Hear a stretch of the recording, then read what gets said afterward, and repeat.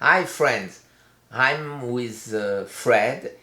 He came and we will compare what we did to go in autophagy and after to go out of the fasting.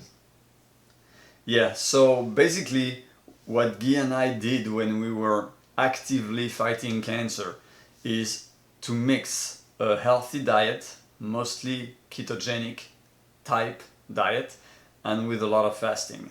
Because when you fast, your body goes into autophagy, which is where there is no nutrients coming from the outside, so your healthy cells will feed on the dirty cells. So cancer cells, tumors, stuff like that. So fasting is very, very important in order to be able to defeat the disease. And Pas grave. I think we had something in common, which is the fasting and how to exit the fast. One thing that I did though is I also had a protocol to enter the fast. So basically, when you start not eating, of course, you're gonna have lower energy and you're gonna be a little tired for a few days. But if you are on a strict ketogenic diet the first 1, 2, 3 days before the fast, your body's already fat adapted. So your body's already is already used to use fat as a source of fuel instead of glucose, instead of sugar. So when you are in that state of being fat adapted before the fast, when you enter the fast, your body already knows how to use fat as a source of fuel. So you stop eating and the body's gonna use your own body fat in order to create energy. What difference does it make is when you enter day number 1, day number 2, day number 3 of fasting, you're not gonna have that tiredness, you're not gonna have that dizziness, because the body knows already how to go and get a source of fuel within your own body fat. So that makes a big difference, especially for people who are not used to fasting, people who just start. Yes, absolutely. For me, it was no difference because I'm fat adapted still a long time. Yes, yes.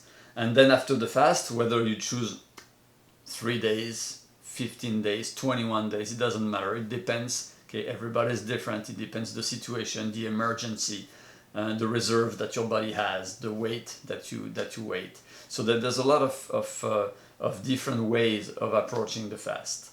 But one important thing that they all have in common is to be able to exit the fast, to stay in autophagy for as long as possible. And that's where we have something very similar. So you can't fast and jump onto a pizza or a burger or something like that. That would completely kill and defeat all the purpose of the fast. So what I did, and you're gonna tell me if you did the same, Guy, after a fast for at least 1 day, sometimes up to 3 days, I will go basically on raw vegetables, and for me mostly juices. So low glycemic index vegetable juice for 1, 2 or 3 days, and then after that going back to a light ketogenic diet. What I mean by light is, instead of having a ribeye, I'm gonna go for some fish. Instead of having animal fat, I will go for an avocado, stuff like that. And then after the 3 days, I could go back to my normal ketogenic diet. I did exactly the same with a little difference.